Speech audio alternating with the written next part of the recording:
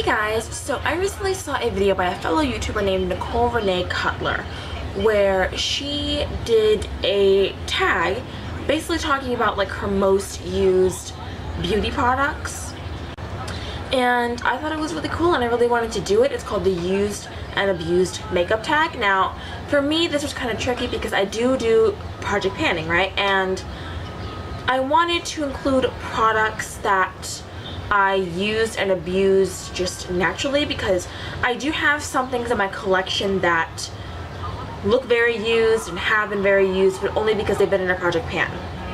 And that's not what I wanted this video to be. I wanted this video to be about products that I used and abused because I just naturally gravitate towards it and I just love it. Some of these things have been in project pans, but I mean, they were used and abused long before that. So I have a few things to talk about.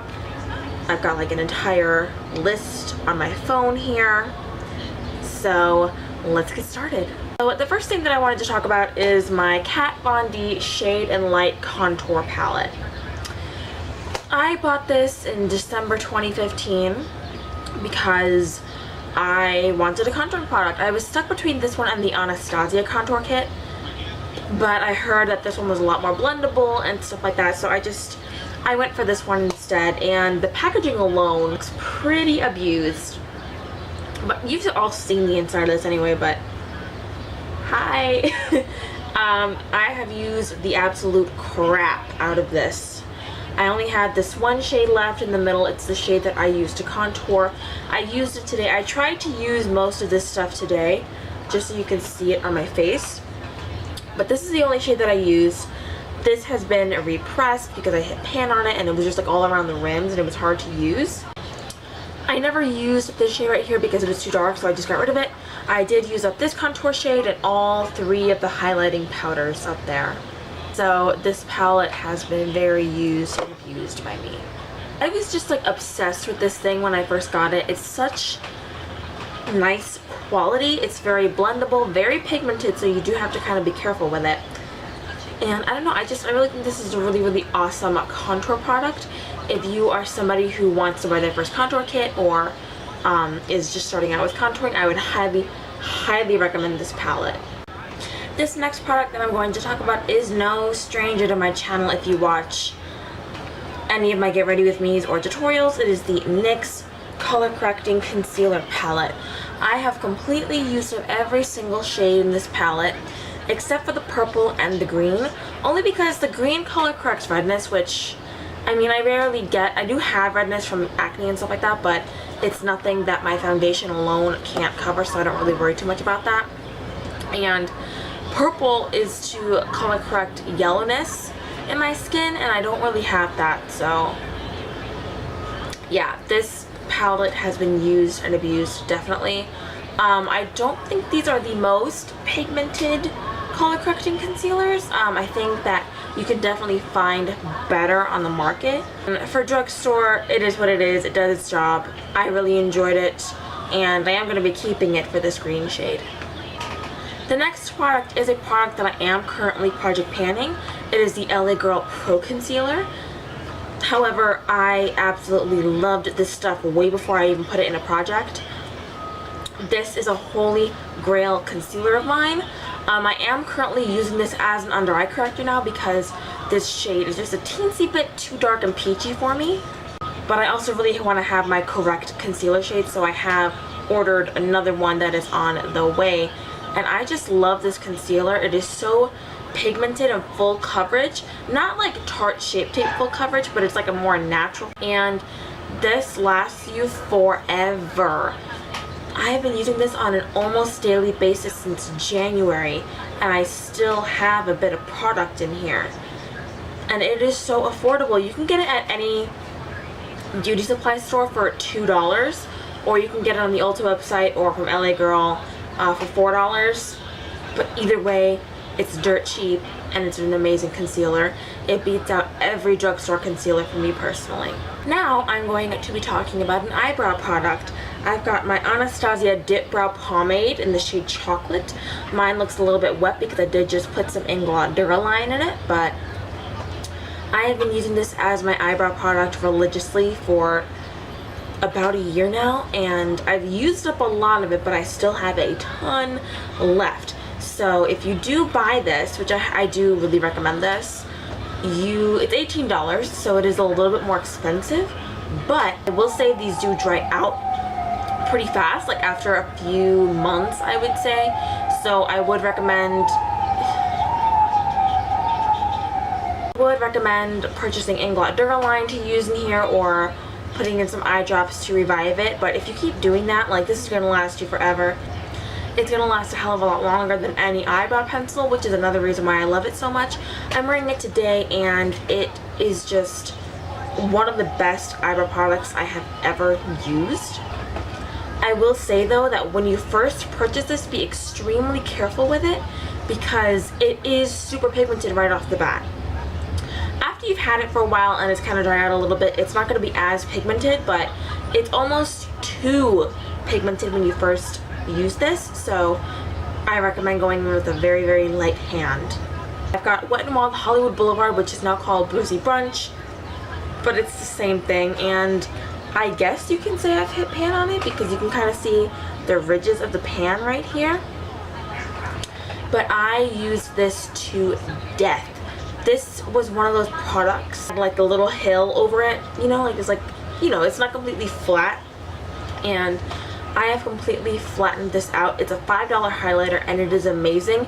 It performs even better, in my opinion, than the Becca highlighters. I think the Becca highlighters are great. I love them. There's one that's going to be in this tag that I'm going to be talking about next.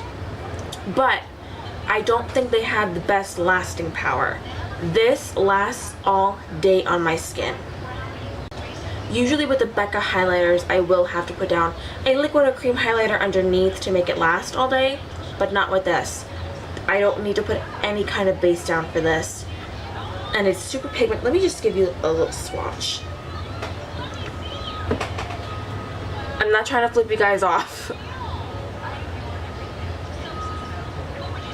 Like, do you see how pretty that is?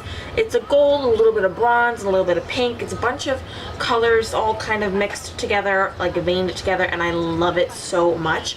A lot of people were saying when this was first released that it was a dupe for Champagne Pop by Becca. I do not think so at all. I think it is similar, but not close enough to be a dupe, in my opinion. The next highlighter that I have to talk about is Champagne Pop. Mine looks really ratchet and disgusting because I mentioned in my Stars and Strikes video that I did have to repress this.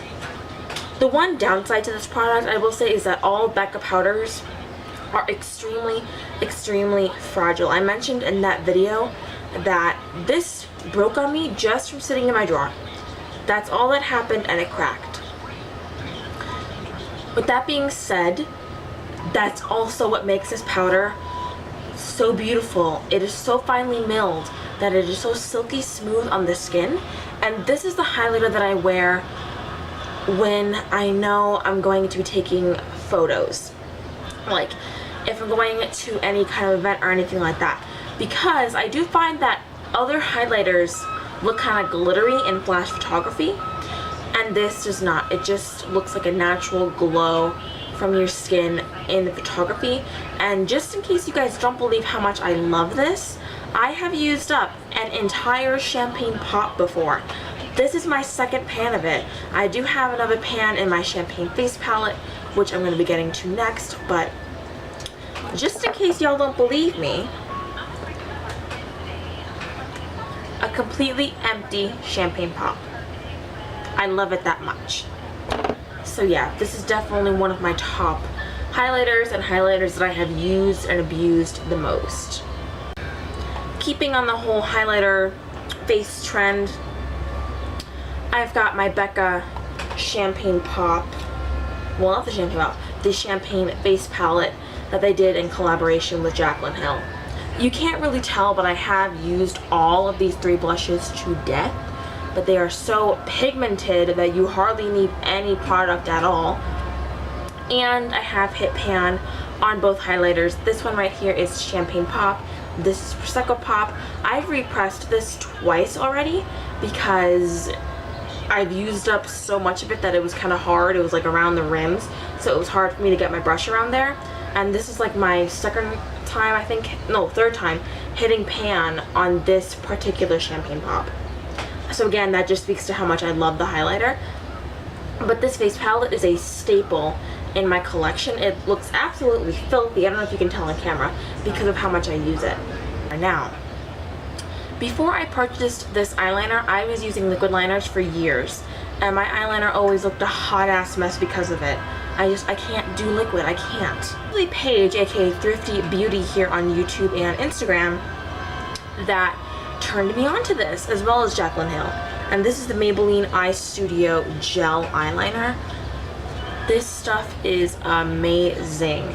So pigmented, so creamy, and it lasts all day without fading, without smudging, without flaking off. This eyeliner is just a godsend, and I've used a ton of it. Next, I want to talk about some brushes, and these two brushes are very affordable. They're e.l.f. brushes, and they both kind of fell apart on me, so I had to tape them together. This is the e.l.f. powder brush. I actually use this for blush because I just like how it just kind of like stamps the product on my cheek, and I can just easily blend it out, and so quick at applying blush with this. This is the e.l.f. angled blush brush, but I use this to wipe away my baking powder. You know that I bake my face every single time I do my makeup, and this is just a perfect brush to, you know, dust it all away with because it fits perfectly right under my eye area, and I just love it. I don't use this brush for anything else. I don't use anything else for that purpose, and I love it, and I love it so much I had to tape them both back together. I've got two eyeshadows to talk about here. I have got, they're both from Anastasia, by the way. Anastasia makes one of my favorite eyeshadow formulas, so you know I love her. This eyeshadow is in the shade Burnt Orange, and I use this pretty much every day as a warm transition color. Pretty much almost no matter what look that I'm doing, this is in my crease because I love it. It creates such a nice warm base for my eye looks. I'm going for something super cool toned, then I will use Buxom Gimme Gorgeous as a transition color, but 99% of the time I have this in my crease.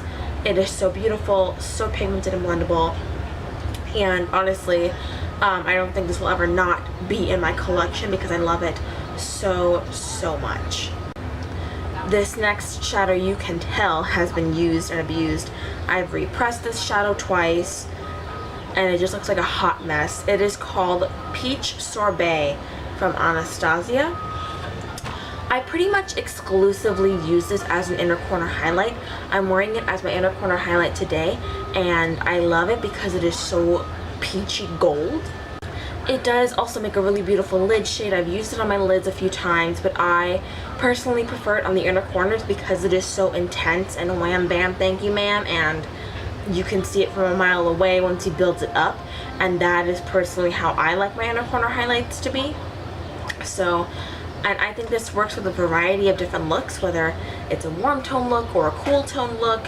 I will pretty much always be using this in my inner corners. And like as soon as I run out of this, which shouldn't be too long now because as you can see I don't really have much of it left, I will be 1000% repurchasing this. So for the last product that I'm going to be talking about today is the Ofra liquid lipstick in the shade Miami Fever. I've had this for almost 2 years now, so I do think it's kind of time for me to purchase another one because I love it so much. But this was in the original Ofra packaging before they changed it, and as you can see, all of the writing has completely rubbed off of the tube. That is how much I've used it. Like, you can't even tell what brand this is from, what the shade is, nothing like that. It's been used so much. The reason why I love it so much is because it's such a unique color. I'll swatch it for you guys. It's like a burnt orange terracotta color. It's like there's definitely orange in there with some brown, a little bit of red. It's just such a unique color. I have personally never seen seen another lipstick color like this. I have seen some burnt orange lipsticks before, but they still don't come close to this. And it's such a universal shade. This is a lipstick that I think would be flattering on pretty much every skin tone, from really, really fair people to really, really chocolatey dark skinned people as well. It will obviously look different on every skin tone, as does most lipsticks, but I love this color so much. And it's also good for pretty much any season. This is a really good appropriate summer lipstick. It looks amazing in the fall. I can even pull this off in the winter and the spring. It's just a nice universal all year round kind of lipstick. So yeah, I thought this was a really fun video idea. My battery is dying, so I have to act fast. I will tag some people down below in the description bar. Please subscribe if you haven't, and make sure you stick around for the next one. I'll see you later. Bye.